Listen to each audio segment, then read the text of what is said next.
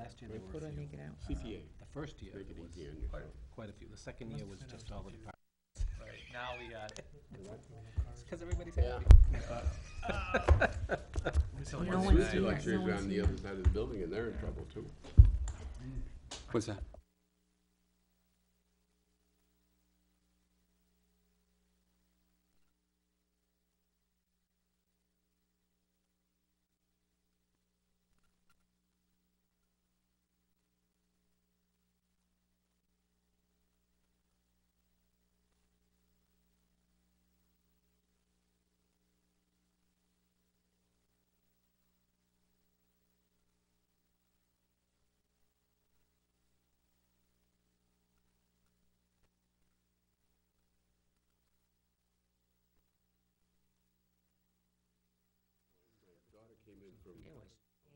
Yeah. Jammed. Well, that's Standing easy. room only. Anytime that you want.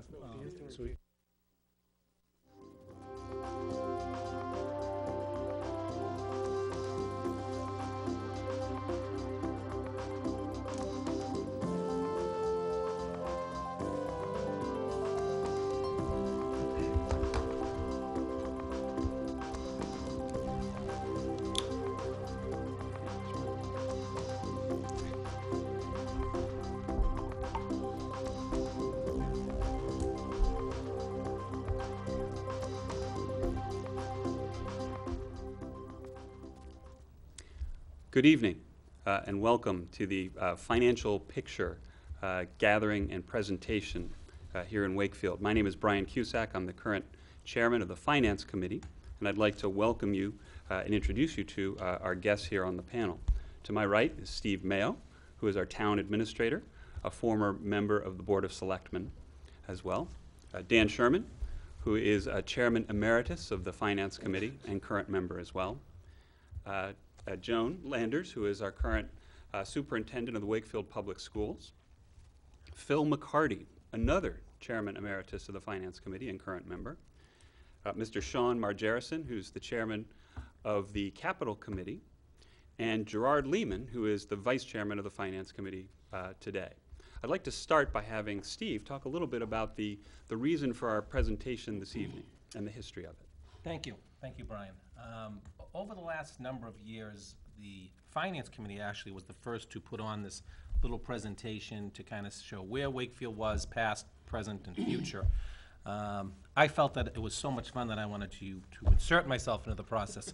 So about 4 years ago, we decided that we would have kind of the major budget presenters to talk to the citizens, maybe get some questions answered, get some thoughts out there and some numbers out there, so people come to town meeting more informed and better able to vote on what's very important in front of the citizens of Wakefield. We feel that we want to be very open, let everybody know where we are, where we've been, where we think we're going, and how we made some of the decisions that we did. So please, any of you that are in the audience, please ask questions as you come in. And those of you at home, if you think of something that we didn't cover, please contact me at the Selectman's office, and I can parcel that around to whoever. So thank you, and with that, I'll turn it back over to you, Brian. Okay, so we're going to start the presentation this evening with sort of the view from the Finance Committee, and we'll start by looking at sort of the history of the town's finances with Phil McCarty. So, Phil. Thank you, Brian. When we put this together recently, what we did was, well, let's get off this first slide here. Somebody put this together in the form of a Christmas carol and made it the past, present, and future of the town. So they rolled out the old guy to give you the past, and that's me. What I'd like to do is to talk to you a little bit about town receipts, or our income stream. This is a very important part, of course, to our budgeting process. And as you can see on that graph that's there, it delineates the different areas that we get income from. The total income to the town this year is in the area of $68 million. That's our budget, and that's what you're looking at. If you look at the bottom section of the graph, you'll see that most of it is tax levy. And the tax levy, as far as I'm concerned, is bulletproof to almost anything. When we have a recession and the value of your house goes down, the tax rate goes up, and the town always gets 2.5% of last year's tax levy. But that's all the town gets. So I want to tell you that if your taxes go up more than 2.5% in any given year, the town didn't get that extra 2.5%. Somebody else did because their taxes went down. We just know that we're going to get 2.5% of the tax dollars that we took in last year plus new growth. So that's a pretty firm thing that we can predict. The next section up there is state aid, and we'll talk about that later. The next section up on that graph is local receipts.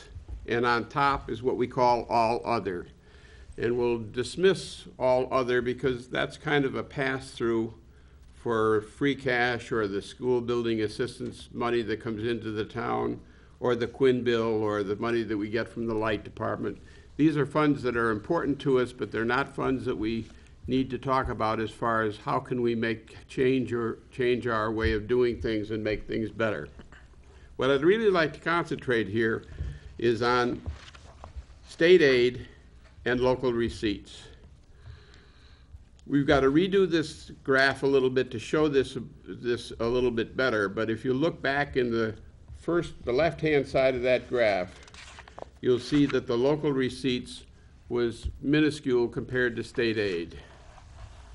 If you look up at the 2011, you'll see that they're almost equal. Local receipts have grown tremendously in the past, and state aid has leveled out or gone down. This next graph here will just show you the same thing that we showed before, and I just wanted to pull that up because it shows the percentage of each one of the 4 income streams to the total budget. When you sit down and write a check every four times a year for your tax dollars, that money goes into the top line. That goes right into that pot. The next line down is the pink line, is the state aid, and you see that it's less than what it was as far as a percentage of budget 20 years ago. If you want to look at the next green line, you'll see that local receipts have increased, and all other is something that's nondescript. So let's talk a little bit about local receipts, where that money comes from and why it's so important to us now. The major part of your local receipts has always been the motor excise tax. But the state has also recently passed various laws to allow the cities and towns in the state to do more of their own as far as being autonomous. And one of the things that they did was that they increased the possibility of the state in collecting restaurant food tax. So when you look at a graph like this, you see a lot of clutter in that graph, but I'd just like to try and relate it to you that when you buy your dog license, and you should, because if your dog gets lost, you want him to be found, that money goes into local receipts. When you go out to eat, we hope you go to Wakefield. We've got a lot of good restaurants. That money goes into local receipts. If you've been holding off a little bit on buying a new car, now is the time. That excise money goes into local receipts. And the other thing is that you could do, if you want, if sometime you wanted to take a trip down south or something like that, it's not the first time that it's happened when somebody packed their bags, put their suitcases in their car, said goodbye to everybody like they were going to Bermuda, and drove over to the Colonial and luxuriated by the pool. So when you do that, when you stay at a hotel in Wakefield, again, you will add to local receipts. These are very important areas that we need to increase without increasing taxes. That's one of the things that we'd like to see happen here. Let's look at another slide. This is the infamous state aid. For years and years and years, we always looked to see what the state was going to do for us over and above last year. we always look for something in the order of a 5% increase. If you look at this curve, you see it's rather lumpy. It goes up a little bit, and then it goes down. When it goes down, that's where the state said, whoops, we had a problem, and we can't give you all the money that we thought we'd like to give you. They never made it up. You always started all over again and went back up the hill, and then went down again. So if you draw another line through that line that you see on the graph, we're not keeping up with the cost of money. The state is not keeping up over the period of 20 years with the cost of money. So state aid is actually going down. It's not going up in percentage of our budget. And it's a problem to us that we're happy that we can be more autonomous and do it ourselves.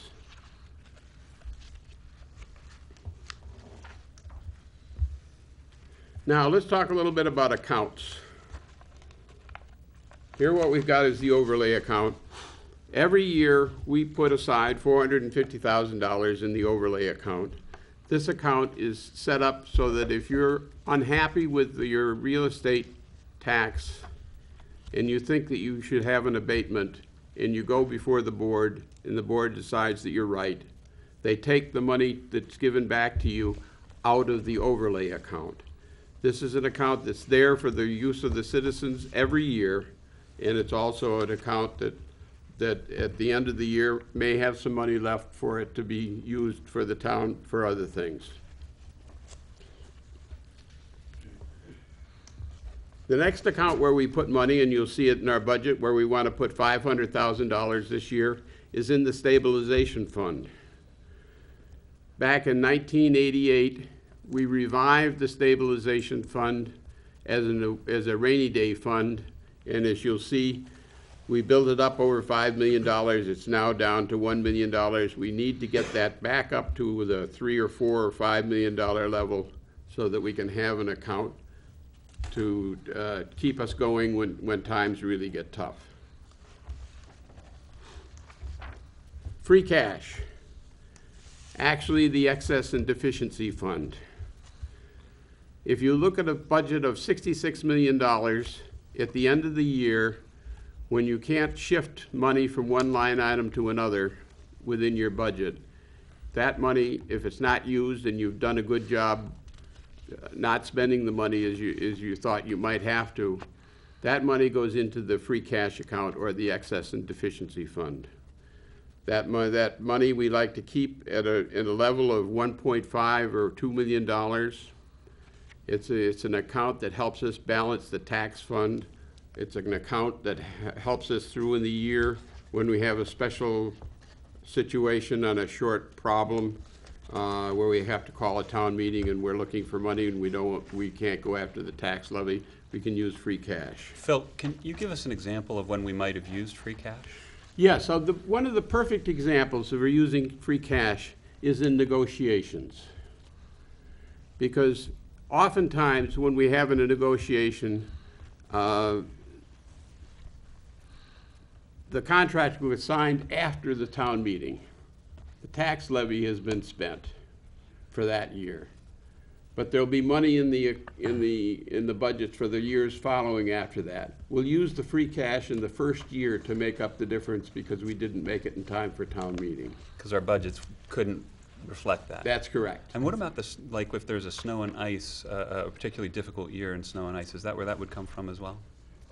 Not really. No, okay. Usually what they do is they come to the reserve fund and get a reserve fund transfer from the finance committee. Very good. The snow and ice budget is a special account because when you go over your budget in snow and ice, that money doesn't come out of this year's funds, it comes out of next year's funds. It's the only budget, the only item in our budgeting process that allows us to go into the next year, which is a good thing because it allows us to plan for an emergency that happened. And if I can jump in on the free cash for a second, two of the articles in front of town meeting this year will be to settle the police contracts, both the police officers and the superior officers. And they've been out well, they'll be out of contract for about 2 years when we get to town meeting. And part of how we will settle that will be out of free cash. because those budgets have already been set, the warrants have already been done for those years. So we'll take that free cash and cover the back pay that's owed to those officers. So is a very important account. It would be very interesting to find out where that name came from, because it's such a misnomer. Free cash? Nothing is free. Nothing is free, no.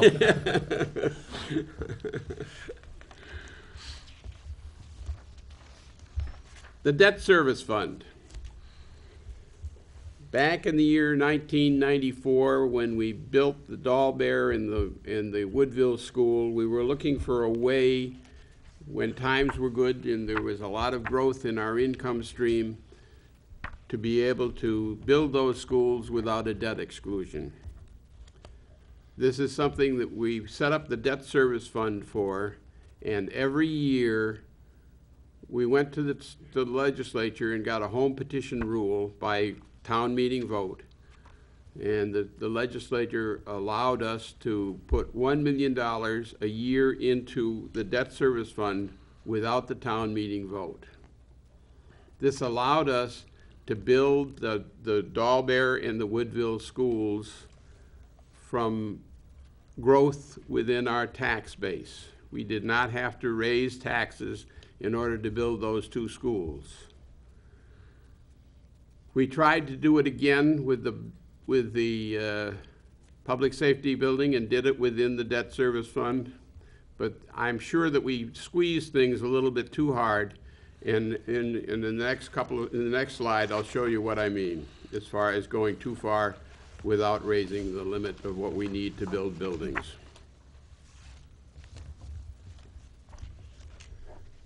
The capital plan. Any company, $66 million, I don't know whether anybody that's watching tonight works for a company that has a $66 million budget. We're so small business oriented that that's a huge number. It's not a large company, but it is a pretty big number. In order to keep things going, the Finance Committee some number of years ago decided that 5% of the total budget was what we should be doing on our capital program. And we're right there. As you'll see, the blue curve, which is in the middle, is the percent of budget for the capital program. It's right now sitting at about 5.25%. That includes bond issues for buildings, that includes roads, it includes fire engines, it includes the capital program. It's a necessary item for our infrastructure. And if you look to see that curve at the left-hand side of the curve, you'll see that it's down around $500,000 that it sat there for a long, long time. If you take the 5% level and draw it left over the curve, that area represents the debt that we have to make up in capital. And we'll get into this, and I'm sure that Sean will get into this quite a bit later on. But I just want to give you an example. We have a road building program for the town of Wakefield that says that we should be building 5 miles of road a year. Is it 5 or is it 6? I believe it's 6. 6. We should be building 6, we should be resurfacing 6 miles of road a year in order to be able to keep our roads in good shape. We haven't done that for a number of years. We've probably done 2 or 3 miles. It's probably been 10 years since we've done 6 miles of roads in a year. And as a result, when you drive around Wakefield, you can see all of the cracks in the road that have been squirted with tar instead of resurfacing the road. That's all going to catch up to us, and we are now addressing that, and we need to keep it up there to be able to address that and to do away with our road debt. And Phil, if I could just jump in there, Yeah. I think the emphasis on the importance of capital investment, I think, is a critical one, particularly because when you look at the road problem in particular, when you don't repave those roads as often as you should, when you get around to it, you end up having to spend more money because you have to dig deeper That's right. into the foundation to rebuild that road to the level that it needs to be. And the point is, if you maintain that plan over time, you don't have to do that as much. Yeah. and so the maintenance cost per mile of road is less. And I think that's a good sort of metaphor for all of what we're trying to do here, which is to make sure that the town gets the most value from its investments. That's correct. And actually, one of the other points here in capital that should be pointed out, when it comes time that we hit a recession and we find that we have to cut dollars, capital is the easiest budget to cut because you can cut it without laying off a person. This is I'm completely shaking my head in agreement. I understand exactly what you're saying. And this is something that's very, very difficult when push comes to shove. Do you lay something off or don't you do the roads? And I still don't know the answer to that, but we have to keep trying. And I think with that, I've finished my portion of it. I'll turn it back to you, Brian. Well, there's another kind of angle to that. I have the same kind of issue with my children when I tell them that they must brush their teeth every night. And of course, one night they don't, and they wake up the next morning and their teeth are all still in their head. So they say, well, Dad really didn't, he was not telling the truth there. I don't really need to do that. And I think people look at capital the same way. Hey, we didn't spend the money, and everything still Yeah, works. that's right. Now. And the point is you pay for that down the road That's with right. dentures. Okay, if you could go the next slide there for me, Phil. Okay. You want me to be your slide person, or is That would be terrific. Okay, so a couple of things that have sort of caught the town and put us in a difficult place in the very recent past were some of the sort of uncontrollable budgets, and the largest of those was the cost of health care. And as you can see on the graph there, that line was taking a dramatic turn upwards as time has gone on, as you can see. If I could, Steve, could you just talk a little bit about what you were able to accomplish to get us to a point where that budget's actually gone down for this year? Well, we spent a lot of time working with the unions and what have you to try to get a deal on health care. The way that Mass General Laws was stacked against us was that you need 70% of the union vote to make any changes in health care. And health care is a very personal thing, and I get all that, but it was choking us. The state really looked at this very carefully and decided that 70% was maybe a little bit too high to get things to change. And when you think about it, anybody that ran for office, and I even said at the hearings that how many of you would be here if you had to get 70% of the vote? And that's a kind of maybe it jarred home with some of them. So the state actually changed the law to go to a simple majority, which seems fair to me, and also gave the cities and towns a little bit more power and ability to get into the state plan. The state has had a plan called the Group Insurance Commission, or the GIC, that really is a bigger buying group, so your costs of insurance is down. And really, when you think about it, that's what we're all trying to do, is get our costs down. Well, it took a lot of hoops, and I have to give the Board of Selectmen credit for coming into meetings in the middle of the summer and actually adopting this portion of the statute, which allowed us then to go to work and to work with the public employee union, and that allowed us to actually get into the state system. We were into the state system on January 1 of this year. We had a very narrow window to do it. We did it over the summer. So actually, all of the town employees went into the state insurance plan. Those are plans like Tufts, Harvard, Fallon, Neighborhood Health Plan. So they aren't fly-by-night plans. They are good plans that a lot of you may have in the private sector. Because we are buying in a different atmosphere, and because, frankly, there are higher copays, and I got to say that's part of what health care is, that dropped our premiums and the employees' premiums, because they pay a percentage dramatically. And had we not got into this, I think we'd have a much different discussion going up here. Well, in fact, there were towns that didn't go into the GIC Yes. that experienced Oh, yeah. a double-digit. Wakefield was in a buying group called the Maya Group, which was a pure Blue Cross group. And a number of those towns experienced, as we did, 12, 8, 10, 14% increases in their health insurance. When you think of increasing a $12 million part of your budget by 14%, that was increasing more than our entire tax levy and new growth was. It was choking us, and it was too bad. But You know, we had a couple of tough years and actually laid people off or didn't fill positions and didn't do the roads and things like that. I'm happy to say that through a lot of hard work and cooperation with the unions, because we did actually enter into an agreement. We didn't get to an impasse and have to force it. We actually had an agreement, which is a better way to do it.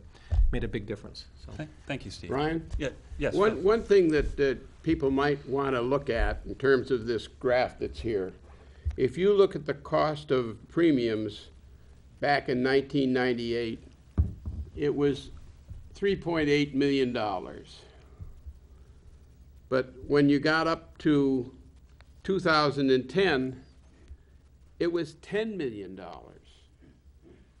That's almost a $7 million increase in premiums to health insurance in a $55 million budget. That's a big elephant in the room, as far as I can see, that was really choking us. And I want to say thank you, Steve. Oh, a lot of work, a lot of help from this group too. Gerard. Thank you. It's some additional important context, I think, for any Wakefield taxpayer who sees, especially that blue line, but also the retirement line as well in pink there, is this challenge and this trend is not dissimilar to what many companies, governmental bodies, other organizations are facing. This is a demographically run reality for many Massachusetts and Americans generally. So we can take some solace in what we've done recently, but some of these trend lines may look very severe, but should absolutely be viewed in the context of what's going on generally in the economy, with health costs being a percentage of budgets and the explosion therein. Terrific. And I'd also like just to point to the Northeast Regional Vocational High School line there at the bottom as well, because it's something that Steve and a number of other people, Al Palmerino, the school board, I think, as well, worked with the VOC to, both help them understand our situation, but also the number of students going there this year declined. Yeah, this year I think we are about 20 less students are going to the vocational school, which is actually, that budget's actually coming down by about $197,000. So that is a help this year. But that is very much driven on the number of students that go there. We can't really control that, but what we could control was the process and how they went about it. And for the last few years, we were getting the VOC budget. We didn't even have it at town meeting. We were voting on kind of what we thought it would be, and then we would supplement it in November. And Out of free cash. out of free cash, exactly. Or maybe out of tax level if you hadn't set the rate yet. But it was, the process was that if you had guessed wrong and you voted in, well, we kind of figure it's going to be around this, you were locked into that number, so you could never go below it. And there was a whole other state process that was very convoluted, and we actually went to the Mass Commissioner of Education's office, myself and a couple of other members, where the commissioner told me, yeah, you're right, Steve, this process is not fair, but and we're not following our own regulations, but we changed them. So now we're following our regulations, and by the way, you're still not going to get what you want. So that's okay. We went around, and what actually happened, it awakened the sleeping giant. And we created a coalition of the communities that make up the vocational school, and we had meetings, and we went en masse, and they looked at their budget a little differently. And I'm happy to report that the vocational school went into the GIC this year. So now they're getting savings too. Which I'm sure they'll pass on to us. Well, but at least it goes to the kids. It's going to the kids, I'm happier. It helps the trend. Absolutely. And so the main point here, I think, is that there were a number of costs that were rising dramatically over these last several years that made things very, very difficult. And we're happily able to report that some of these we've now got some relief. For the moment. Yeah, for the moment, exactly. And that's a key point. Phil, if you would. Okay, so this is a look at personal services budgets going back to fiscal year 2006. And the key point I want to make here as you look at each of these budgets is that over that period, the annual increase as a percentage, look at those percentages out there, 1.2, 1.9, 1.7. And the point here is that the employees of the town, both on the school side and the town side, have actually not seen dramatic increases in their pay during this time, that they've worked with the town to make sure that this all stays in a range that the town could actually support. And I think that's a terrific vote to the entirety of the town. Brian, if I Yes, may. please, Dan. In addition to the holding the increases on salaries, between 2006 and 2012, we've actually had a decrease in the number of personnel. That's also contributed to the fact that the annual increase is only 1.2%. And we try to do that more by attrition. I mean, I'll be perfectly honest, and I know the school department has tried to do the same thing. Just because it's very difficult to lay people off, number one, but on a purely economic, selfish point, the unemployment costs were killing us when we did, so a little bit of both. Terrific.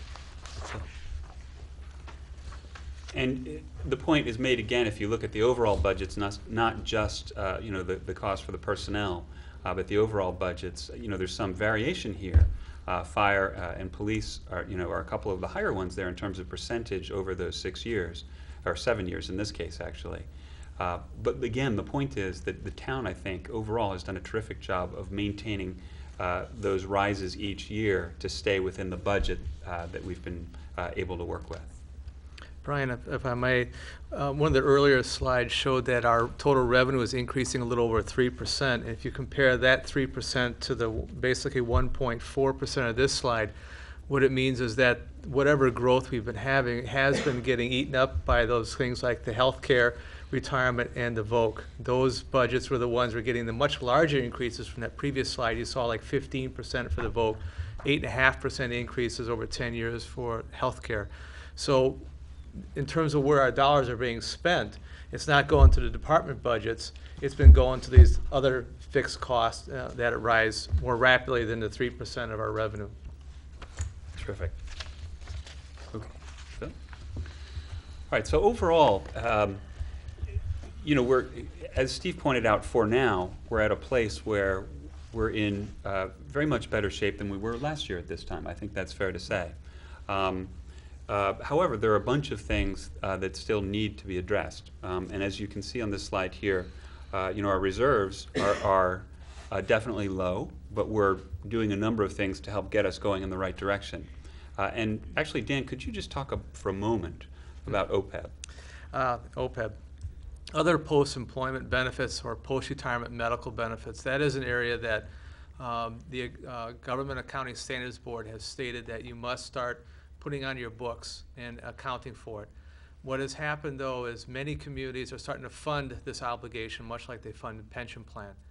So one of the things that we're facing is roughly a $90 million unfunded liability for our post-retirement medical benefits. And so one of the things that I've been pushing is to try to fund this obligation. We've taken a number of steps. We've put about $50,000 in for 12. We've established a trust fund. We plan on putting in $1 million this year. What we really need to do is make it $1.8 million to cover the difference between our regular pay-as-you-go budget and where we should be in terms of funding this obligation. So that is a reserve, if you will, that needs to be built up from basically 0 2 years ago, and we're pushing forward on that. And there are some interesting results that come from that sort of fiscal responsibility, one of which is the bond rating of the town. Yeah, there's a potential for an improvement in our bond rating. When rating agencies look at your financials and look at your books, they look at your reserves, they look at your obligations, and one of the obligations they look at is your post-retirement medical obligations. And what are you doing about it? Have you measured it? Are you dealing with it in such a way that makes fiscal sense? And for us to be able to put some money aside and $1 million this year and hopefully $1.8 million additional the year following, we can go to the rating agencies and paint a very good picture of the town's condition. Our rating right now is AA2. If when we go forward for the next rating and ask the agencies to look at our financials and look at our books, we're trying to paint as good a picture as possible. And if we're able to increase our rating to AAA, or AAA1, I think is the next step, then it'll have a real impact on whatever bond we do in terms of reducing the interest cost. So it's a plus for us because we're able to use that money internally and not give it to bondholders. Phil? Brian, this idea of raising $100 million to fund a liability is not something that we are not used to. We are used to this. 25 years ago, we had the unfunded liability of retirement. And at that time, that number was 27 to $30 million. We set up a retirement fund, and Dan was involved in that. We went to the state. The state let us into the PRIT fund. It was something that we did before, and the numbers are probably, for the cost of money, it's probably pretty similar. It is doable. It's not something that we like. It's But something you choke on, but it's But we not- want to go one bite at a time, I That's think. right, that's correct. I think what's interesting, and Dan can probably give us these numbers, because I think I know what they are.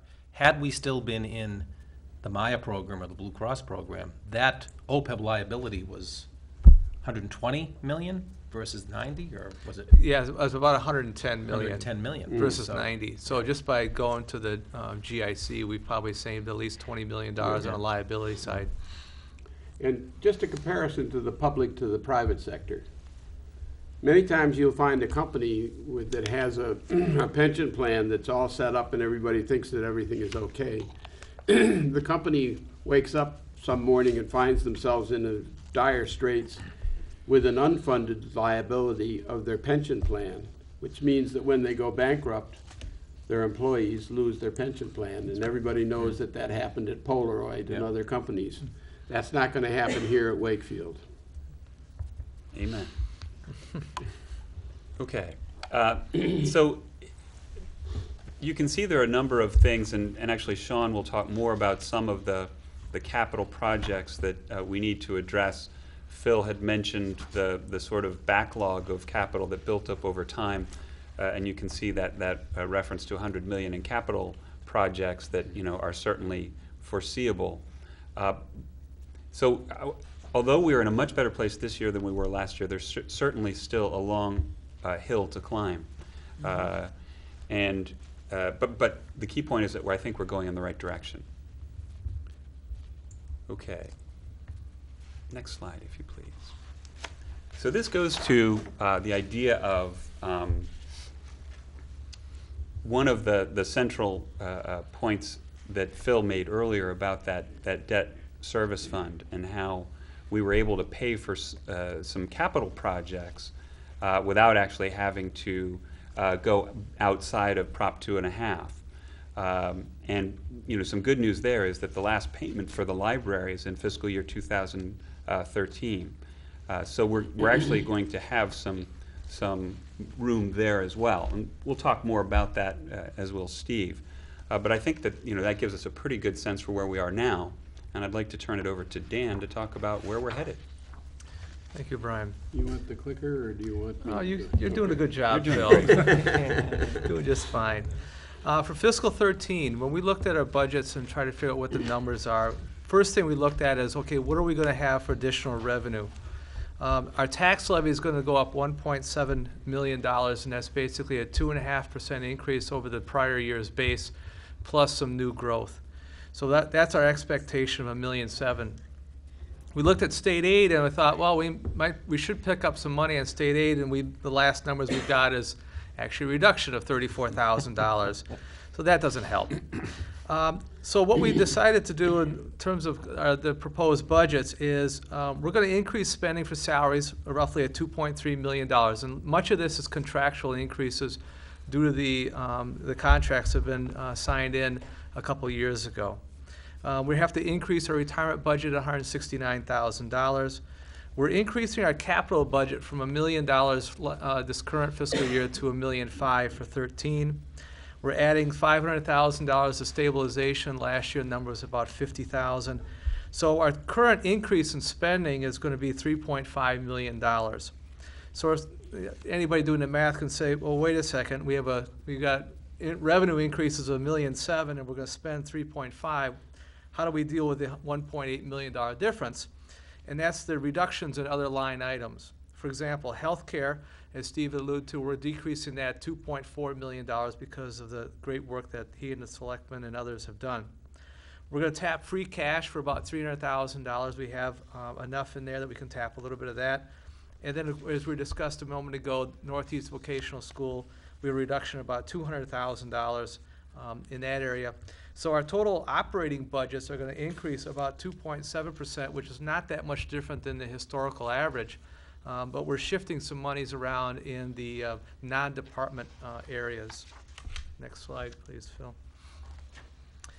Looking forward and trying to determine where our priorities ought to be set up in terms of money, there are a few things on our horizon we have to look out for. And one of those is, I talked a little bit about, is in terms of the OPEB, post-retirement medical benefits. And we should be funding this at $1.8 million. We're going to take one half step toward that giant leap where we are right now and go $1 million. And we'll be looking at, if everything works out well for fiscal year 14, we'll pick up the additional $800,000 in that year.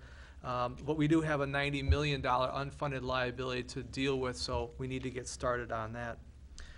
We're going to fund a fire truck for roughly almost $1 million, and we're doing that very creatively in terms of doing a 5-year bond rather than taking the entire hit in one shot. So that's going to help us out in terms of this year's budget, but it also means we're already set up for and need to allow for roughly $200,000 payments for fiscal year 14 through 17. We've also got the Galvin, as everybody in the audience is aware of, is the Galvin schools coming up Monday night, also on the 9th. And we have some real issues here. One is to replace it. We can renovate it. There's been a lot of discussion of that. Or we can just keep applying more Band-Aids. At the last session at the public meeting a couple weeks ago, a number of people said, well, what if we do nothing?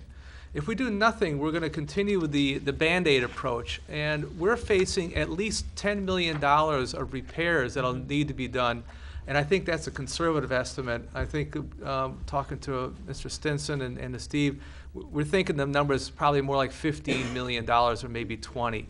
Because if we don't do anything to the school, it's still going to be a bad school. It's going to need a lot of Band-Aids. So my way of thinking is if you just want to leave it alone and do nothing and apply further Band-Aids, you're spending $20 million. It's just dumping it down a rat hole, and it's a waste of taxpayers' money. So I'd rather not do that. I'd rather do the replace it, because $70 million is much too big of a tax bite. $39 million gets a lot of help from the state, and I think we can do it. Dan, if I may. Yeah. Gerard. At the risk of interrupting Dan's very important intel into the Galvin issue, I did want to make a couple comments about the fire department ladder truck in one of the sub-bullets on an earlier slide about the library restoration of hours. I recall from our own finance committee meetings when department heads and the chief would come in to explain what the utility of these investments were.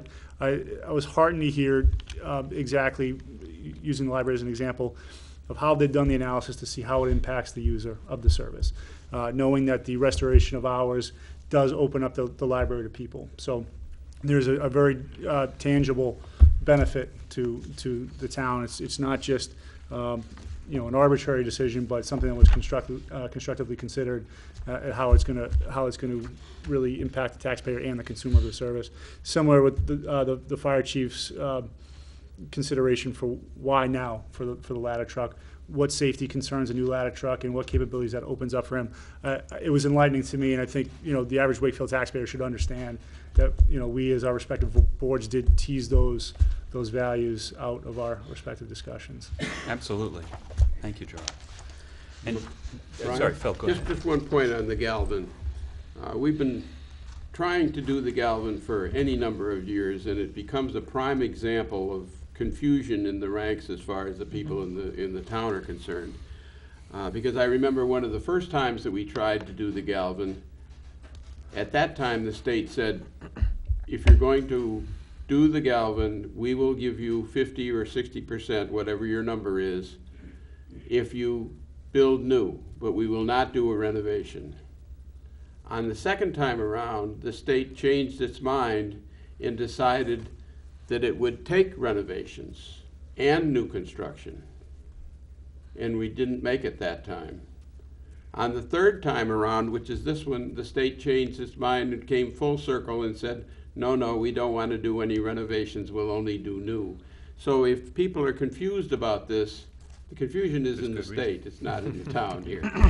Great, and if I could, Dan, I'm sorry, we've all sort of jumped on top of you here, but I just wanted to throw out that, you know, we could spend that 10, 15, $20 million on, you know, basically a very rickety foundation and still not solve the educational issues of that building. And I think that's a critical point to understand, that you could spend all that money and still not have what the kids need to get the appropriate education, you know, for our day and time. And I think it's a good point, because if you do the renovation, you'd still have the deficiency in the education. So if you think of those 3 points, you know, 3 options, A, B, and C, B and C, we still have a building that doesn't work. And we've spent $70 million on one approach, or we've spent $20 million with Band-Aids and have still nothing to show for it. So financial and economic sense and looking forward, the only choice to me that makes any sense whatsoever is to replace it. Right, and I think that's why the SBA state said no. They were very emphatic.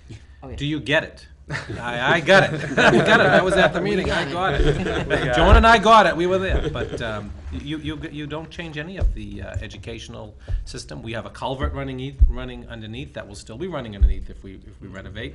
Think of what that does to the quality and what have you. I think the state was pretty well in lockstep. They looked at everything, believe me. They examined it. And just to be clear, what the state was emphatic about was that they would not put any money, any of their money, into any kind of renovation. Exactly. Absolutely. 0.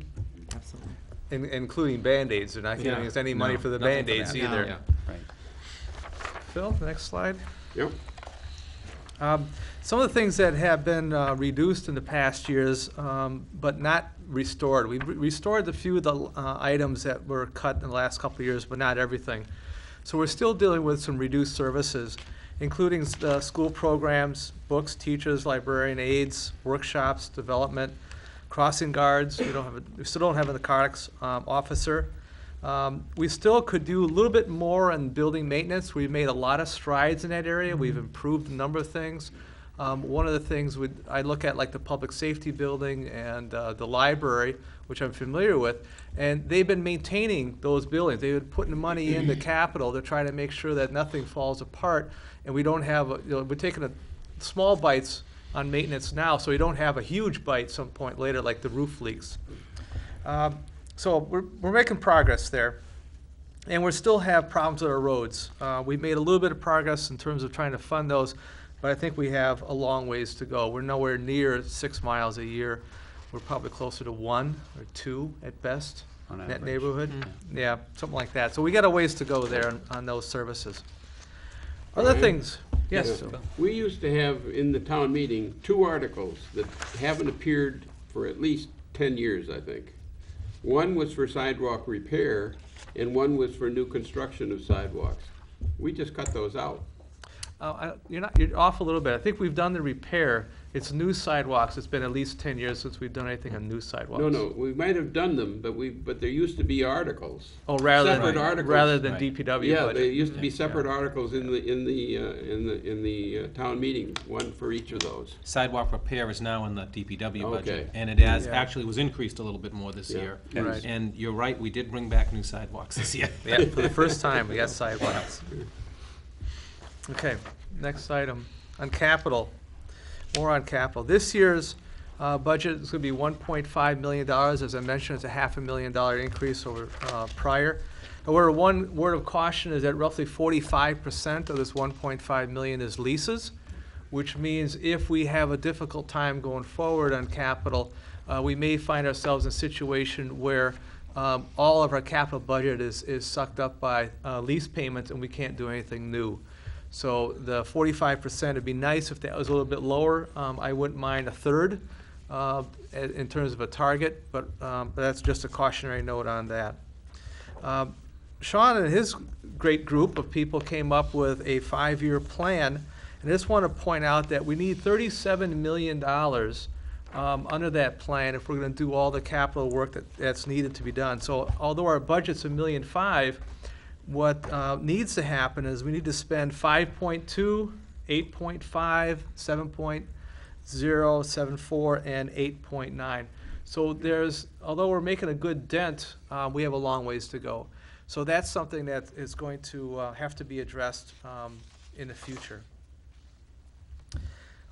Coming up, I did some forecasting of where we're at, and what I want to do is say right up front that in my forecast, I did not include three important items. One is $1 million for potential ADA improvements here at the high school, $39 million for the Galvin replacement. That's being funded, if it's done, it's going to be funded elsewhere. If it's not funded and we do the Band-Aids, this becomes more like $20 million and needs to be thrown into the forecast, and it's going to mess things up a little bit. And then we also have, although we've addressed some of the capital items, we still have $27 million of unfunded capital projects in front of us.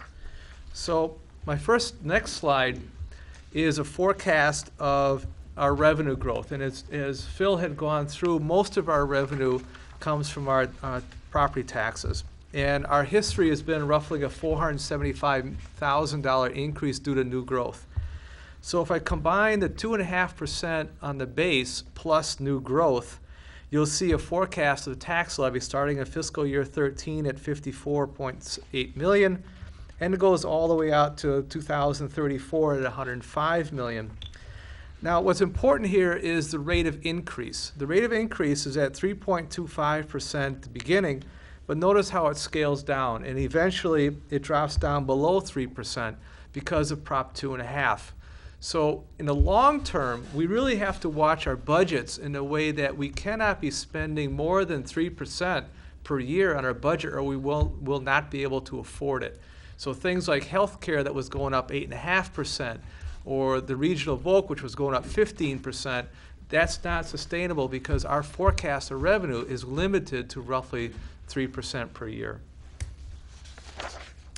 In the following slide, I did a forecast of basically looking at all of our expenses, where we thought the income was going to come in. I did various projections on the state aid. I gave the state a little bit of credit and thought that there might be a 1 or 2% increase per year in that area. And so when I went through the math for fiscal year 13, it appears that we should end up the year with roughly a $1.3 million surplus. And as we talked about, we need to bridge a gap of $800,000 on OPEB. We've got a lot of capital projects. So our thinking is if the state comes through, which we think they will in terms of their allocation and other things line up the way they should, there's a potential in November that we could start addressing some of these other items that need to be addressed. But that's where the good news ends, because starting in fiscal year 14, we have to start addressing these other obligations and these other capital needs. And you'll see that our surplus drops dramatically down to a roughly in 2020 about $300,000. The good news is if this does come to pass, we have addressed a number of capital items, just not everything, and not everything on the OPEB front. But it is basically something that could work. I'm not sure I want to get into all the details of the forecast, but I think that's a good call, Dan. I think one thing we should point out, though, that last year there were a lot of negatives here, so let's be. Yeah, that's true. That's true. And the people in the audience may not be able to read those numbers, but basically this forecast, and for those people that are interested in the forecast, I actually did it department by department, going through the various funds, the debt service fund, state receipts, and so forth. So you get a lot of detail on those slides. And I think with that, I will turn it over to Sean. Actually, I believe we're going to go to Joan. To Joan. Sure, You want me to right, so- continue, or do you want I would appreciate it. to? Here, well, Thank you. I'm Joan Landis, the superintendent of school, and I'm going to briefly go over the school district budget, and Phil is going to help me with the slides. Well, I don't know where they are, excuse me. That's okay. Hopefully someone at WCAT will figure it out. You're doing it, I see it, I see the magic of So I'm going to continue. computers. Yes. I'm going to continue. Each year we begin our budget process at the beginning of the school year in September, and we meet with the budget leaders, our department heads, and our administrators. And we have created a system of a zero-based budget so that we have a transparent budget as we've instituted this about 4 or 5 years ago. Our priorities this year was to maintain our educational programs. I was fascinated by the slide that was up that showed our budget had a 1.2% increase over the last, from FY6 to FY12. I'm glad I didn't know that on a daily basis, because it's been, so it's very important to maintain our educational programs. With the help of the staff, it's been a difficult 5 years in the school department with having to make cuts, but I am very proud of all the work the staff has done, because we've been able to maintain our services for our students, and obviously with the help of the town. We also, it's very important to protect class size, and also not only our academic programs, but our before and after school extracurricular activities and clubs for the students of Wakefield. We have, over the last 5 years, instituted a before and school and after school program, Wakefield Academy, that has grown on a yearly basis, so that helps the families Joan, I in find town. a fair amount of that myself.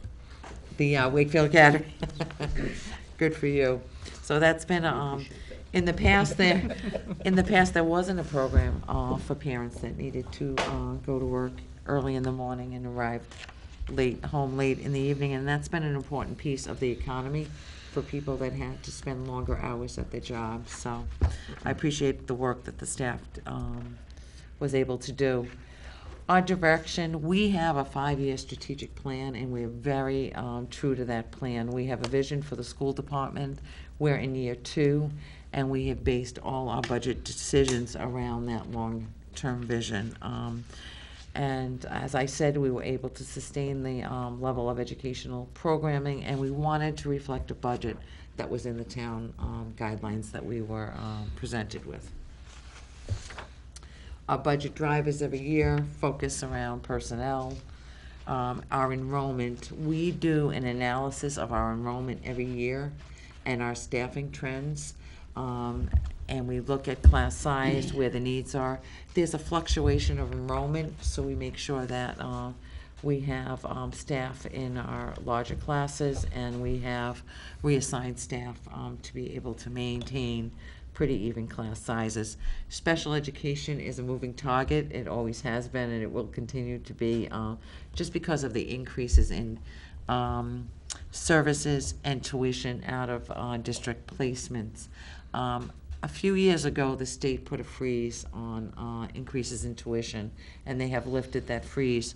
So any given, I tell a story, any given Friday, you can get a letter in the mail and say that you have, I remember when I was the sped director up in Amesbury, I received a letter on a Friday afternoon that I needed to come up with $250,000 more in our budget for that year after the budget had been set. We also have our fixed costs, our utilities, and general contractual services. And then we look at our state and federal funding. We are at the end of our stimulus grants, but we also have to be very cognizant each year that if the state has to make cuts, some of our grant funding could be cut at any time. The next slide shows the end of the stimulus grant and grants and its impact. We were receiving about $1.2 million in stimulus grants. They were in our IDA grant, which covers some of our special ed services, primarily personnel. We also had an early childhood grant, and we were able to offset personnel cost in that grant. And then we had the educational job funding grants. Those funds have now ended. We were able to get through a very difficult time by accessing this grant money. The salary comparison, I'm not going to go through all the numbers. Most of the changes, increases and decreases that the audience can see at home are results of contractual obligation, and also our known retirements at this time are factored into this information. We've seen some decreases in our central office budget due to some cost-saving measures around advertising and our substitute calling service. We have an automated system now where substitutes can go online and look at assignments for the day. So we could eliminate staffing that would actually call subs on a daily basis. Again, our largest increase this year has been in special education. We're watching that very closely and being very conservative in other areas. We also needed to buy textbooks at our middle school and supplies for both the middle school and high school. We have new Common Core standards we have to adhere to from the state. I think education is moving in the right direction, but we have a lot of mandates unfunded mandates that we have to adhere to. Each year that I've come before the FinComm and the Board of Selectmen, we have more unfunded mandates. The good news is, I think that with the Race to the Top grant, there's a lot of controversy over how the federal money is being used. For Wakefield, we are part of the Race to the Top grant. We're using that for new teacher evaluation system and also curriculum mapping system, and looking at combining our student information system with the data system, so at any one time we can track each individual student. So we have a lot of initiatives we're working, and we only received $42,000 over 4 years. So we're able to do great things for the students.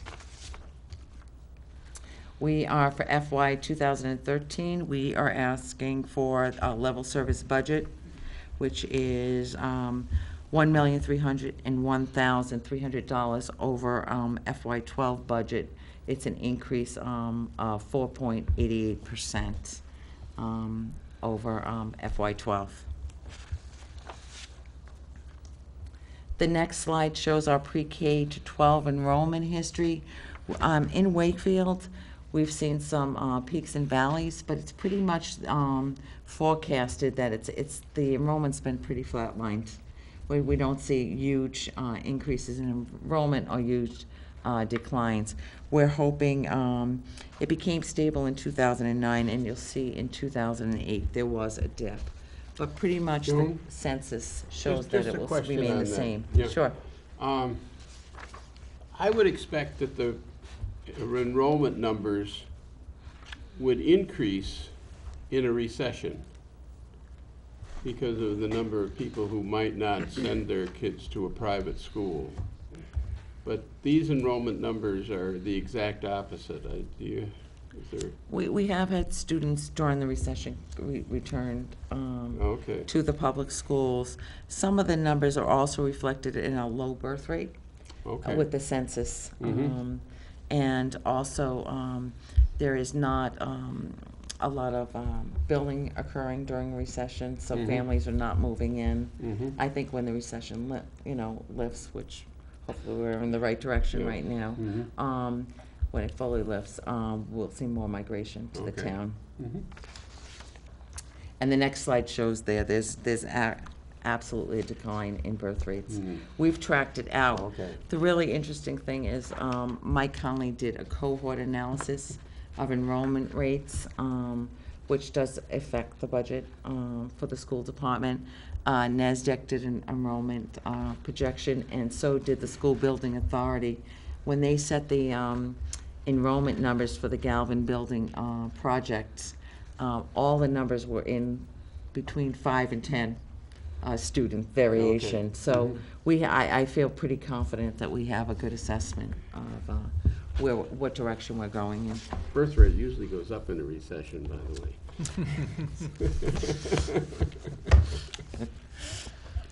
A woman of few words. No one's expanding. How did I handle that, Mr. Mayor? You're very well. I did well. And moving on to our enrollment-driven personnel adjustments, we did have some increases in FTE.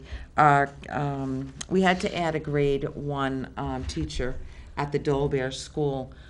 We also recently, in the last 6 to 8 weeks, we did another look at our class sizes. I'm happy to report we're within our own class size policy, except in 2 areas. One was this first grade class at the Dolbear, and we also have a large class of 4th graders at the Dolbear.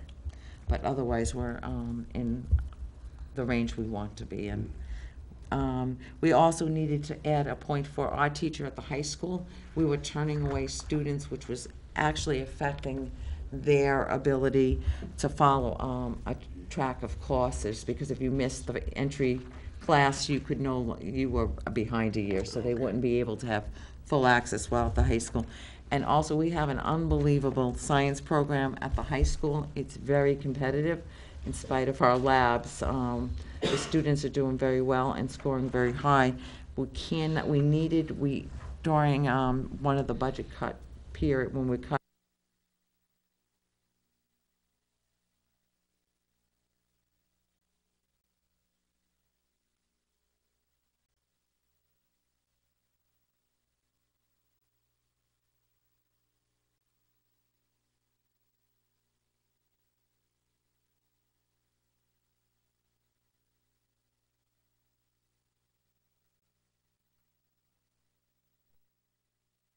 budget, again, the increases were contractual, step and lane increases, and our negotiated contractual increases.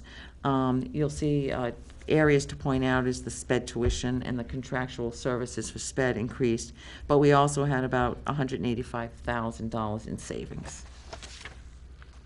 And Mr. Mayo was glad I'm not reading all these numbers. I see him looking at those pages. I know them all.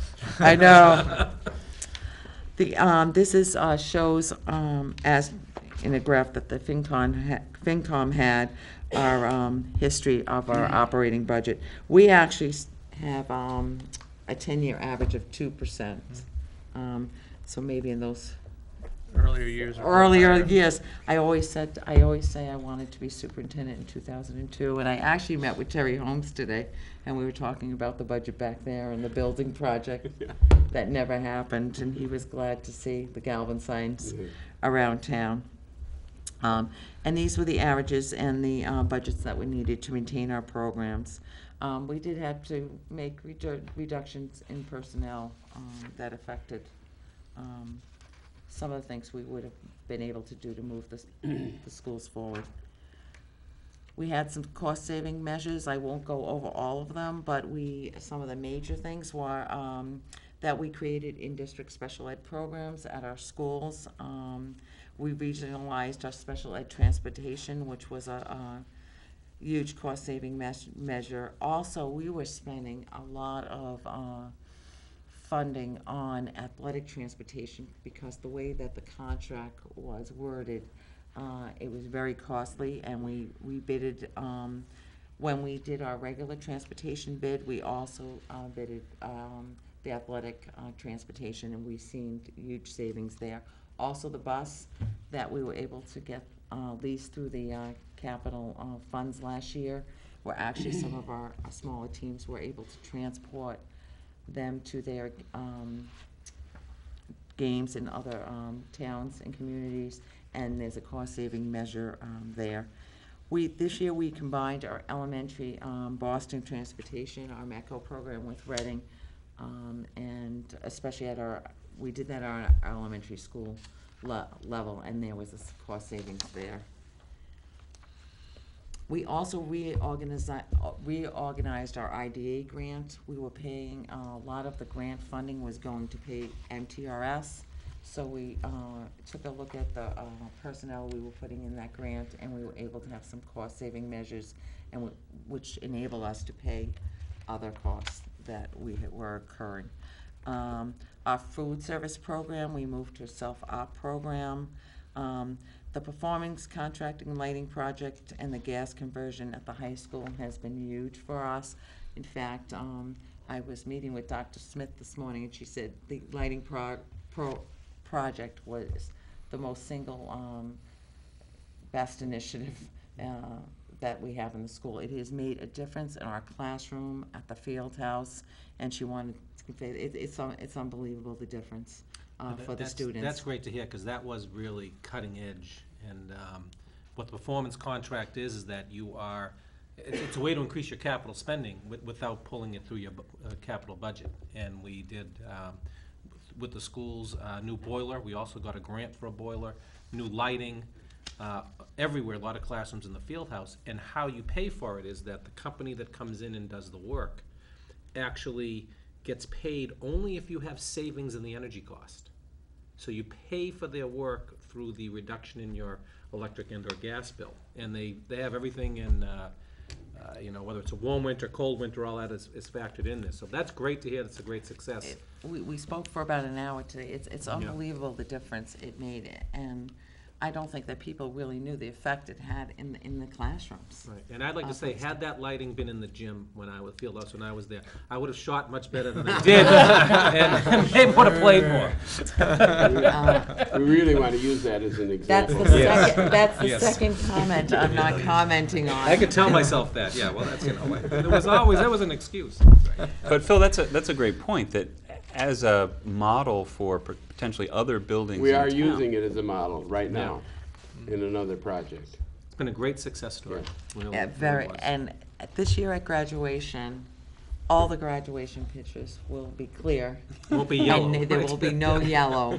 And we actually had to bring in lighting, and Yeah. that was a cost to the district. So I'm very excited about that, and I appreciate the work that the town did to ensure that we were able to move forward with that. And the next slide. This is some of the staffing trends. Over the years, over the last 5 years, we've had major cuts, custodial, clerical, librarians at the elementary level, some of our library aides, English teachers, communication teachers, special ed positions, foreign language teachers in the 5th and 6th grade. So we have been able to, we had to be very conservative and look at all our programs in town. I try to look for the silver lining in all this. I think it is, sometimes with challenges, it's an opportunity to reassess what you're doing in a school, you know, initiatives you're moving forward in a school district. I think that the staff has risen to the occasion and provided quality of education for the students, but we had to look very closely. We lost traffic supervisors. I worked with all of the traffic supervisors and looked at areas that we definitely needed to have people stationed, and that has worked out very well. So I really, there's a lot. It's exhausting to look. We have a list that we kept, and I appreciated everyone's hard work. And the next slide is also another staffing trend slide, reflected in a different way. And the next slide, it shows that our staffing trends coordinated with our operating budget, with the level of services. So our FY 2013 budget summary, again, is 4.88% over FY 12. The town guideline budget was 4.90, so I went a little under the town guideline budget, Mr. Mayo, We appreciate which that. I know that you're very happy. I am very happy about that. Just wanted to thank everyone for their support, but I also wanted to make some comments and reiterate about the Galvin School.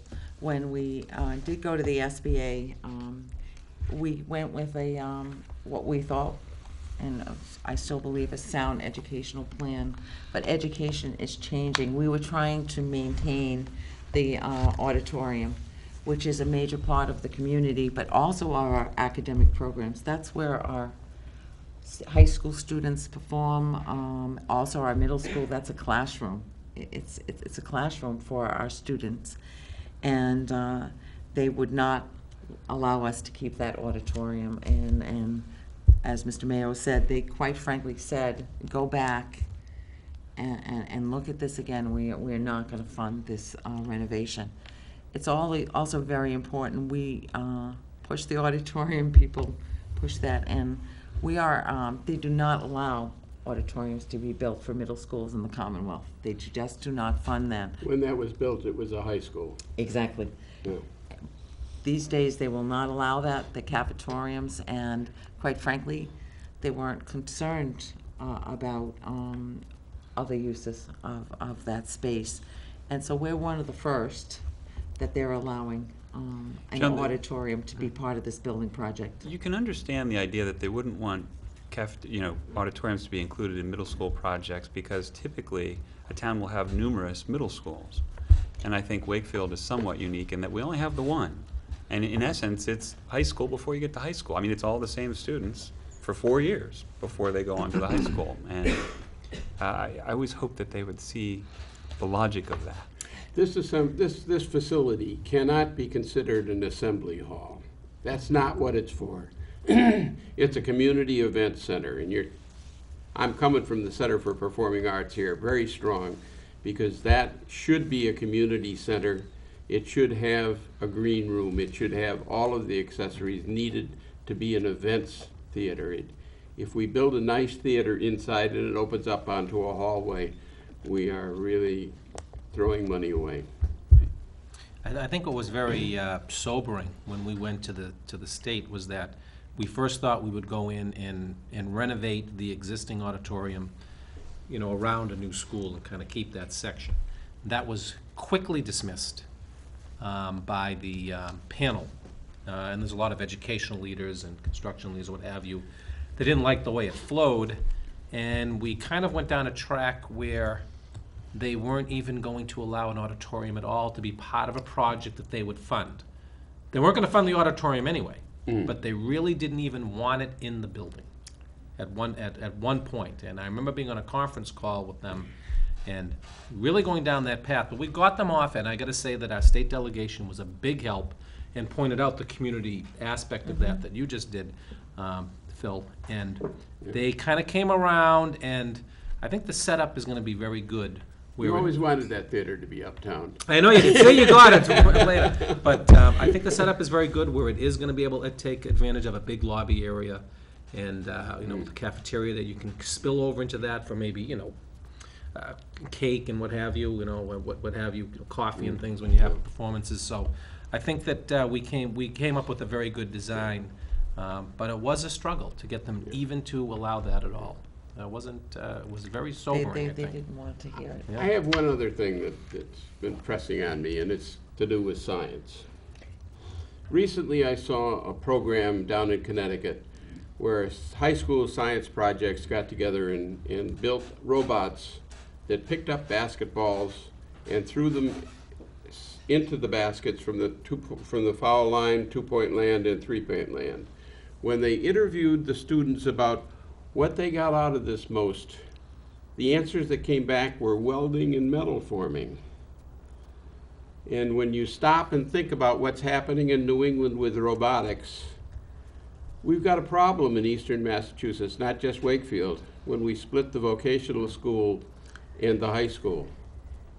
Our students don't get enough vocational training. Absolutely. And I think we need to regionalize, Steve. Okay. And I think we need to Maybe build just up the hill. we do need some more things together. cooperation Yeah. between industry and schools to do the Right. things that need to be done. Absolutely. I agree. That's a big loss for the students when that focus went, because high schools all over the Commonwealth and all over the country had that vocational piece. We actually, at the middle school, have an engineering lab and also a space for the students to have project-based learning, a CAD lab, because it's so important. I In the definitely plans agree. for the new gal. For the new building, Absolutely. Right. It's built for that purpose. Yeah. They, by the way, did their software projects like falling off a log. It was the vocational problem that they had to learn the hardest to do Sure. the welding and things like that. Joan, thank you very much. Thank you. And feel free to participate in the rest of the conversation if anything Absolutely. comes up. Okay, we'd like to move on to the Capital Committee and Mr. Sean Margerison. Take it away, Sean. Good evening. Thank you. Thank you. Sean Majerison here, from Chairman of the Capital Planning. This is One thing I'd like to say first and foremost is I've been on the capital planning for 4 years, 3 years as the chairman, and it's very exciting for both me, myself and the team that each year we're gradually increasing the capital, and this year's 1.5 cap is obviously the most that we've had to work with, and it's allowed us to accept, review, and approve and present to you at town meeting many more requirements. And as a result of this, there were many more requests, and unlike other years, I'm actually in this presentation only going to be covering certain highlights of the requests, not all of them. I could take an hour and a half, 2 hours for every single request, so I'll spare you that time. So this is the high-level agenda, and it's basically a slide per item. And again, Wakefield is going in a very positive direction, as the rest of the panel has suggested, and it's an exciting time for capital improvements as well, and the projects my team and I were able to review and present to you. The next slide is just a high-level look at the summary in general, which I actually think is in the item as well. And the takeaways from the slide, there's really two. One is that this year's requests have a total of 1.5 million, 434. It's hard enough for me to even say, but it's exciting that we're at that level. And hopefully we can maintain that over the next couple of years and build. The other thing to note is that this plan covers a wide range of requests, and we were able to approve many more as a result of the greater capital outlay allowance. On the next slide, we'll cover fleet items. I'll cover fleet items. The total spend here was $418,000, and the highlights are 5 new DPW vehicles. And if you note, every one of them is very old, and they've been on our master capital replacement plan for a very long time.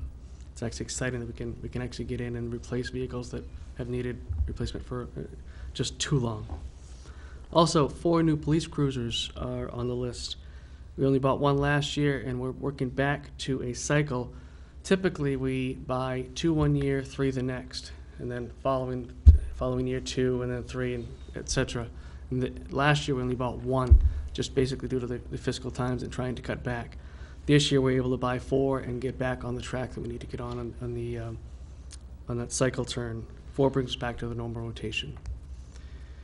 Last item that many people have questions on, to me personally, is the building inspector's car, which is 2005, and I'm asked repeatedly, it's only 2005, why do we need to replace this? And the bottom line is, in layman's terms, it's a lemon. It's apparently in the shop much more than it's even on the road, so it's a requirement for us to replace.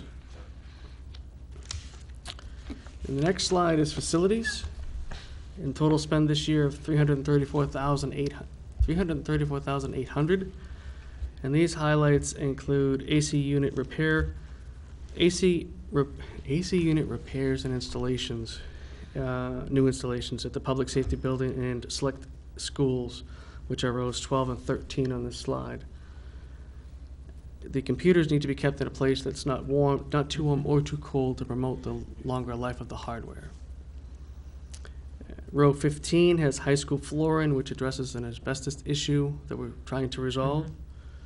And row 16 addresses emergency unlock motors for cells at the public safety building. If there's a fire or an emergency at the public safety building, police personnel must manually get down and release the prisoners from each cell by cell. Obviously, this is of great concern given the nature of some of the prisoners held in the cells, and the state requires this emergency unlock kit, or a motor, if you will, to pass inspection, and it has to be functioning, and currently it's struggling to do that. The last item that I'll bring to your attention is the public safety flooring, and although it's a relatively new building, this room is a records room, and it's heavily used, and currently there's only remnants of the rug that was installed just a few short years ago, and it's almost down to bare floor, and we're replacing it with tile. Next slide covers information technology, everyone's favorite subject. The total spend this year is approximately $100,000. And information technology requests cover Cisco Call Manager software, network security upgrades, just like you would in your home, whether it's McAfee or other, 50 new town desktop PCs, 265 new school PCs, personal computers, a new, or I should say replacement of the Apple Macintosh lab in the high school, and 50 Microsoft Windows 7 operating system upgrades. It also includes a fire records management program, an engineering CAD software program for the town engineering staff, and a minus general ledger software program, which I believe completes that software purchase. We've done it over a couple of years. And finally, a GIS software for the assessor's office, which is a substantial upgrade, and most towns have it and we don't. Next slide is miscellaneous. And a total of $76,000 falls in this bucket. And the highlights include repeater base for the police department, which if you've, over the last 3 or 4 years, we've had to upgrade different components of the police departments, whether it's the dispatch rate, the police radios in the cars, etc. This is the actual base, and it should complete the upgrade for the police department. Also includes new floor matting for the wrestling team. The current one is in deplorable shape. And row 29, the last item I'm going to highlight is a fire grant match for training and for new nozzles for the hoses. State pays, in the type of a grant, it's almost, it's unwise not to take advantage of the grant. State pays 90% and the town pays 10%, which our payment would be $8,000 of that. Or equal to $8,000, I should say. Next slide is fields, parks, and roads. And the total spent here is $150,000. A couple of highlights: the drainage system improvements. It's a project that runs several years. We've actually started this last year on a minor scale. This request is engaging in the engineering work itself, needed to determine what we need to do to update and upgrade our drainage problems around town, and potentially start the physical work itself. There's liability by not starting this work. Basically, flooding leads to other problems in town, and it leaves us exposed. It will lead to more funds.